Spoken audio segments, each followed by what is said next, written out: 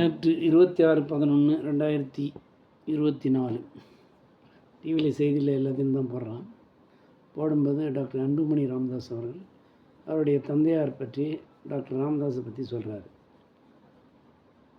மாண்புமிகு முதலமைச்சர் மு.க. ஸ்டாலின் அவர்கள் ஏதோ கேட்டாராம், அதுக்கு சரியாக ரெஸ்பான்ஸ் பண்ணல, எங்கள் அப்பா ஒரு மாதிரி சொல்லிட்டார் தரக்குறைவான்னு மன்னிப்பு கேட்கணும் ஏதோ சொல்கிறாரு. நம்மளது இப்போ புதுசாக சேர்த்துக்கிறதெல்லாம் சேர்த்து 38 மாவட்டம் வருது. எனக்கு தெரிஞ்சு 38 மாவட்ட கலெக்டரும் ஒரே இடத்துல உட்கார வைக்கிற கெப்பாசிட்டி ஸ்டாலினில் யார் முதலமைச்சராக இருந்தாலும் இருக்குது.